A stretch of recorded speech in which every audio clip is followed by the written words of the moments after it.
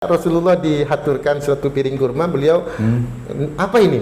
Ini sedekah ya Rasul. Tidak, kami tidak bisa, tidak boleh menerima sedekah. Kemudian Salman Al-Farisi datang lagi, bawa kurma lagi. Fahamal ilaihi tabaqan akhar, satu piring yang lain. Faqal ma hadha? Apa ini? Hadiah. Ini hadiah ya Rasul. Nah, qal inna naqbalul hadiyah. Saya menerima hadiah. Hadiah gitu ya. Jadi Ini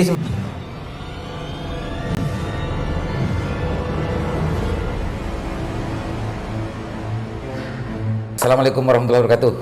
Kembali berjumpa dengan saya Leman Hari di acara Sandasan. Pemirsa, hari ini saya mengundang salah satu artis Bangkalan, ya, artis baru terkait dengan urusan pembahasan Sabduriyat, yang beliau ini khusus dari aspek manuskrip, ya, manuskrip. Kalau yang lain-lain dengan ilmunya dan ilmu kenasapan dan yang lain-lain. Beliau adalah Kiai Hanan, sering menjadi narasumber di sini. Kali ini akan juga berbicara dan membahas terkait dengan urusan, ada kaitannya dengan urusan masalah itu, cuma lebih khusus terkait dengan urusan makna dan definisi Ahlul Bait. Assalamualaikum Pak Kiai. Waalaikumsalam warahmatullahi wabarakatuh. Saya sebetulnya banyak mengikuti konten-kontennya Pak Kiai kemarin. Alhamdulillah. Yang apa namanya, yang live langsung dengan Gus Zaini, dengan Gus Rumail bersama. Bukan Gus Rumel itu, Habib Rumel. Oh, Habib Rumail. Tapi dia biasa senang dipanggil Gus. Oh iya. Oh berarti itu Habib berarti? Habib. Oh ya maklum, artinya kalau betul Habib ya posisi dan peran pilihannya tepat berarti. Oke, Gus, sekarang ini kan marak terkait dengan urusan masalah pembahasan perbahasan tentang masa terputusnya nasabah Alawi.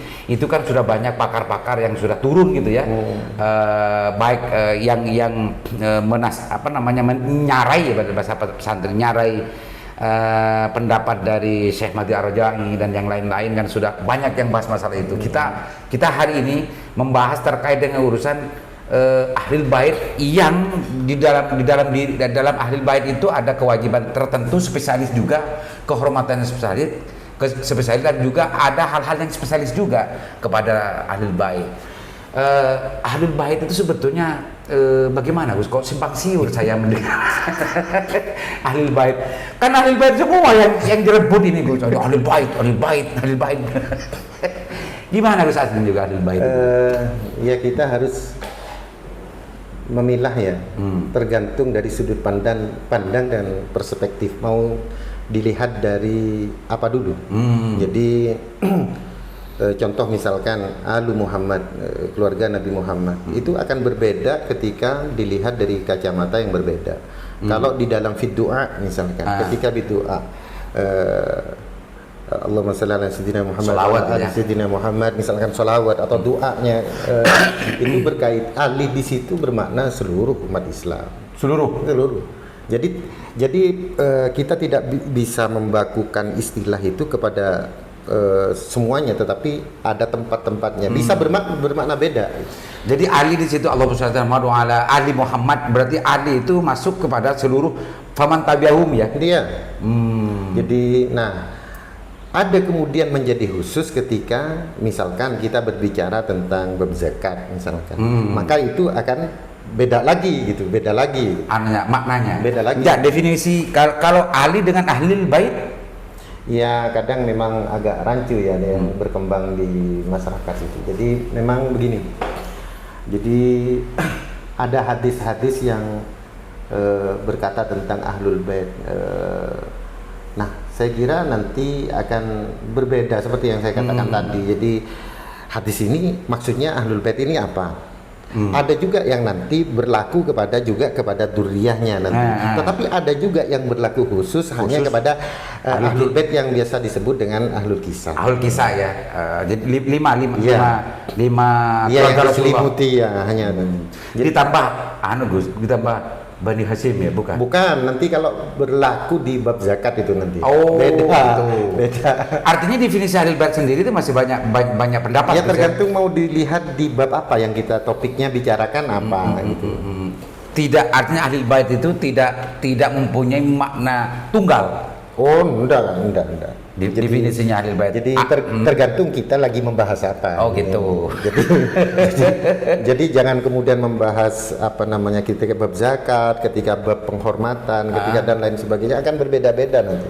Kekhususan dan kespesialisasian dari ahlul bait itu kan sekarang tanda kutip diperebutkan ya. Bahkan ngiyel kan gitu. Ngiyel bahwa dirinya itu adalah kelompokna dan yang lain-lainnya itu adalah ahlul bait, dzurriyyat dan ahlul bait. Dan itu sebetulnya hari ini yang menjadi perdebatan semakin seru kan di situ, karena memang ada di sisi yang lain ada memang pengkhususan spesialisasi taksis kepada ahlul bait. Nah, dalam konteks masalah ini mau definisikan bagaimana ahlul bait? Yang di mana dulu? Yang dalam konteks perebutan hari ini. Seru-seruan ini antara adan Robito ini gimana? Ya sudahlah, kalau misalkan kita mengikuti yang umum aja ya, memang ya ada yang mengatakan ya sampai kepada duriah semuanya Sampai sekarang.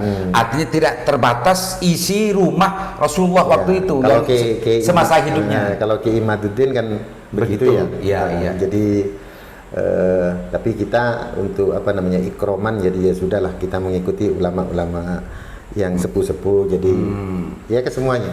Tetapi nanti kalau misalkan ada yang komentar nanti kita akan bahas kalau lebih khusus ya. Iya, lebih khusus nanti. Bahwa menurut ulama biar tidak biar tidak melebar. Ya. Oke. Nah, ahlul bait dalam konteks ini kan saya sempat ini jarang dibahas. Yang dibahas hari ini itu dengan akun-akun yang memang menspesialiskan diri untuk membahas perdebatan terputusnya nasab Alawi ini kan hanya masalah itu saja. Termasuk kembang-kembangnya kayak Khalil Nafis, kayak Gus Kausar, itu kan urusan kembang. Tidak masuk ke pokok persoalan pembahasan. Nah, saya kemarin sempat scroll internet itu sempat membaca sebuah artikel, ada sebuah hadis yang memang yang justru memberikan spesialisasi juga kepada ahlul bait. Makanya saya tanya tadi awal itu tentang masalah definisi ahlul bait. Ternyata ahlul bait itu dalam konteks hadis itu kurang tahu saya itu mengharamkan kepada ahlul bait untuk menerima zakat dan sedekah. Nah, kalau pikiran saya pikiran nyeleneh, bukan pikiran nakal saya, karena saya. Nah, kalau habaib yang sering kita lihat, yang sering kita saksikan ketika ada pengajian dan diundang dan lain sebagainya, itu kalau sudah diharamkan mendapatkan sedekah dan macamnya, kan banyak tuh para muhibin asal bisaro kan banyak kan gitu Gus, bukan hanya Habib loh, kiai-kiai pun juga begitu. Kalau diundang pengajian di mana-mana pasti ada bisaro. Lah, taklifiyah dari hadis itu benar apa enggak Gus? Dan kalau itu benar, taklifiyah hadis itu ke dzurriyyat atau ke ahli bait yang seperti apa? Jadi konsekuensi daripada orang yang menyatakan dirinya adalah zuriyah Nabi Sallallahu Alaihi Wasallam, apalagi kemudian memakai istilah ahlul bait, ya maka dia harus ketika dia menjustifikasi dirinya sebagai ahlul bait, maka segala sesuatu yang berkaitan dengan ahlul bait berlaku kepada dia, berlaku, termasuk menghindari segala sesuatu yang merendahkan ahlul bait. Contohnya misalkan menerima zakat, nggak boleh.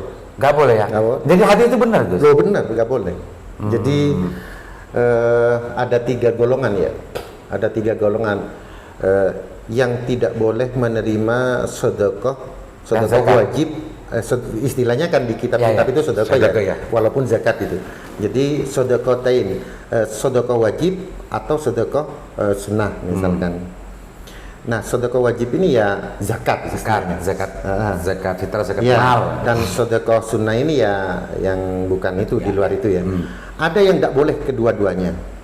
Itu ya, ada klasifikasinya. Yang kedua adalah orang yang golongan yang tidak boleh menerima sedekah wajib atau zakat, tidak boleh menerima zakat, tapi boleh menerima sedekah sunnah. Yang kategori ketiga adalah golongan yang bisa menerima sedekah wajib atau sedekah sunnah dengan syarat-syarat tertentu. Ada 3 kategori. Ya, kita kategori. Yang pertama adalah siapa yang tidak bisa menerima zakat wajib dan juga sedekah sunnah, yaitu Rasulullah Sallallahu Alaihi Wasallam. Wahlil baiti. Bukan. Rasulullah. Hanya Rasulullah. Nah, kemudian siapa yang tidak boleh menerima zakat tetapi bisa menerima zakat tatawu adalah ahlul bait. Jadi ahlul bait itu menurut pemahaman jenengan untuk kategori pertama hanya Rasulullah. Khusus Ya, hanya Rasulullah. hanya Rasulullah yang di dalam bab zakat ya. Tidak bisa tidak boleh menerima zakat ataupun sedekah. Ini mutlak tidak bisa menerima Rasulullah. Tidak bisa. Tapi di hadisnya bunyinya begini, ausahun nas itu sebetulnya ala Muhammad wa ahli Muhammad. Iya.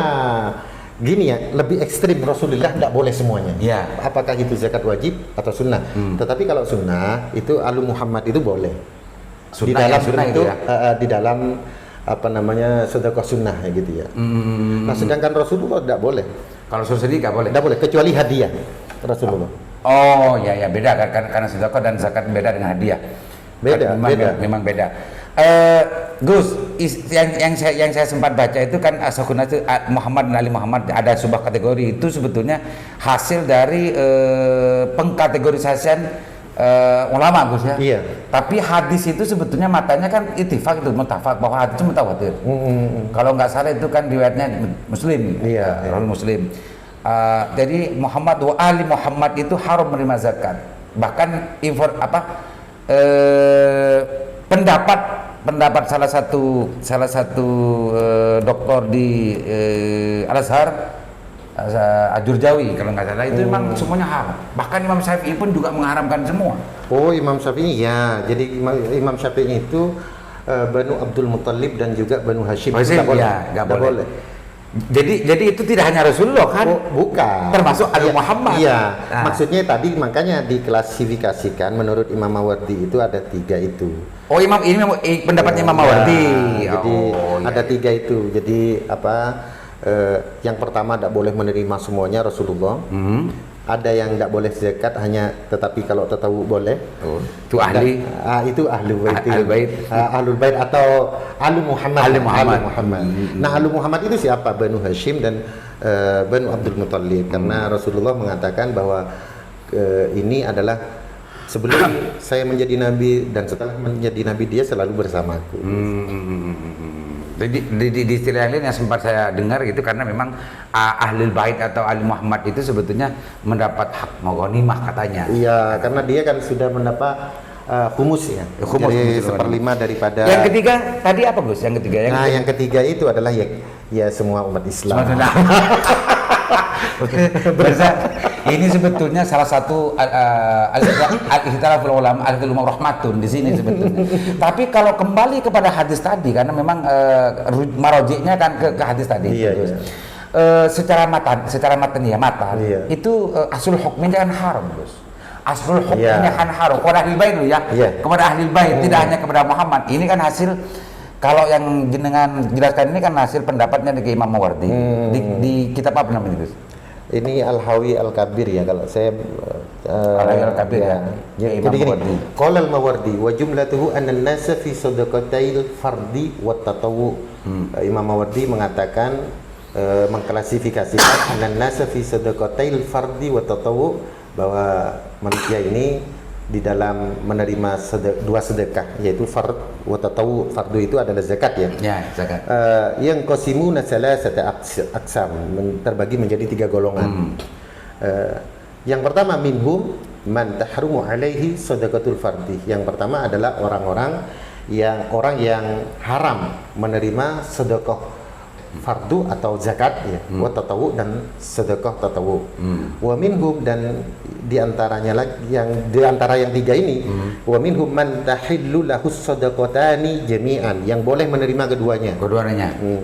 Dan wa minhum man tahrumu alaihi sadaqatul fardi duna tatawu. Haram menerima zakat tetapi zakat yang wajib ya, yang wajib. Tetapi tidak menerima sedekah tatawu. Fa amma man tahrimu alaihi sadaqatul fardi wa tatawu fa huwa Rasulullah. Nah, yang kedua-duanya Rasulullah. Tidak bisa. Ya, lima rafa'allahu ta'ala min qadrihi wa fadlihi ala jami' khalqihi. Rawa Abu Rafi' anna Nabiy sallallahu alaihi wasallam qala inna la tahillu lana sadaqah. Jadi Rasul saya tidak halal, tidak boleh bagi saya menerima sedekah. Jadi itu anunya hadis-hadis dahulunya Rasulullah ya. Iya, tidak boleh dan. Nah, ini lagi. Warawa Anas bin Malik anna Nabiy sallallahu alaihi wasallam wajada tamrah. Karena melihat ada kurma ya. Kemudian beliau bersabda waqal laula akhafu an takuna sadaqatan la akaltuha. Saya ini sebetulnya khawatir. Seandainya saya tidak khawatir bahwa ini adalah takut sedekah, saya pasti makan. Tapi saya khawatir ini adalah bentuk dari sedekah. Gitu ya. Betul. Iya. Tapi itu Rasulullah. Rasulullah. Jadi itu ya. Terus baru anna Salman Al-Farisi hamala ila Nabi sallallahu alaihi wasallam. Ini tentang hadiah ya. Kita harus membedakan nanti sedekah, zakat, sedekah dan hadiah. Ada seorang sahabat Nabi namanya Salman Al-Farisi hamala ila Nabi sallallahu alaihi wasallam, membawakan kepada Nabi tabaqan min rutabin, satu piring dari kurma. Faqal, kemudian Rasulullah berkata, "Ma hada? Apa ini?" Qala sedekah. Ini sedekah ya Rasulullah. Kemudian Rasulullah bersabda, "Inna la tahillu lana sadaqah." Kami ini tidak bisa menerima sedekah. Jadi tak boleh. Iya. Inna. Nah. Kalau inna ahlil bait masuk kan. jadi memang kadang kalimat jamak itu ada lita'dim. Walaupun kalimatnya berbentuk jamak, tetapi maksudnya mufrad. Kemudian ketika Rasulullah dihaturkan suatu piring kurma, beliau apa ini? Ini sedekah ya Rasul. Tidak, kami tidak bisa, tidak boleh menerima sedekah. Kemudian Salman Al-Farisi datang lagi, bawa kurma lagi. Fahamal ilaihi tabaqan akhar, satu piring yang lain. Faqal, ma hada? Apa ini? Hadiah. Ini hadiah ya Rasul. Nah, qol inna naqbalul hadiyah. Saya menerima hadiah. Hadiah itu ya. Jadi, ini sebetulnya hadis yang membolehkan hadiah. Jus. Ini kan urusan tafsirnya hukum, rincian-rincian hukum. Kalau kembali kepada pertanyaan saya awal, orang yang hari ini mengaku dzurriyyat Nabi, yang harus menjadi ahli bait, yang sering memberikan memberikan tausiah dan juga penjelasan dari hadis-hadis bagaimana ketaksisan, keistimewaan para ahli bait. Bahkan ada yang bilang bahwa tanpa mencintai Rasulullah, kalau mencintai dan dzurriyyat dan itratinya, itu justru ibadah sebanyak bagaimanapun akan ditolak oleh Allah. Ada yang begitu, ekstrimnya gitu ya. Ada sampai begitu, ditolak. Berapapun ibadahnya. Kalau dia membenci dzurriyyah Rasulullah, Habib, istilahnya Habib dan yang lain-lain, itu akan ditolak. Ini salah satunya sempat saya dengar dari salah satu pidato-pidato dari Oknum Habib. Bagaimana keistimewaan dari Ahlul Bait. Nah, dari apa yang dijelaskan jenengan ini untuk membedakan bahwa ini sedekah atau hadiah. Salman Al-Farisi sampai dua kali itu. Sampai dua kali. Kalau para ahli bait yang sekarang, yang ngaku ahli bait yang sekarang itu justru betul-betul dia mengerti dan memahami tentang masalah keistimewaan dirinya dan juga hal-hal yang melekat kepada dirinya. Tentunya hal semacam ini tidak akan terlewatkan kan? Oh iya. Diakui atau tidak, disaksikan banyak orang ya, ketika orang-orang yang mengaku ahli bait ketika diundang di pengajian, di hal-hal bahkan ketemu di jalan-jalan saja, banyak orang yang justru bisyarah, Gus. Bisyarah. Kanjeng Nabi dia khawatir karena takut dianggap sedekah. Karena pada dirinya dilarang dan diharamkan menerima sedekah. Loh, hari ini itu mohon maaf, ini bahasa saya. Hari ini mudah-mudahan salah Allah, mudah-mudahan ini sudon saya diharapkan sedekah itu. Respon dari hadis barusan ini, Gus. Jadi gini, kita harus mengerti daripada definisi daripada sedekah dan hadiah. Kalau sedekah itu lisawab, artinya orang mengharapkan pahala, kemudian kalau hadiah itu adalah sebagai penghormatan lil ikram atau lil takrim. Jadi contoh misalkan saya punya siswa nih, punya siswa dia ranking, kemudian dia bisa menghafal sekian hadis misalkan, saya kasih Beri buku gitu. bukan kasih uang misalkan, karena prestasinya, bukan karena dia membutuhkan. Penghormatan lah. Nah itu namanya hadiah. Itu bisa karena prestasi, bisa karena kemuliaan. Misalkan jenengan orang yang mulia, seorang alim yang luar biasa, saya kemudian membawakan antum hadiah karena ikram atas jasa panjenengan telah bermanfaat kepada umat, itu hadiah.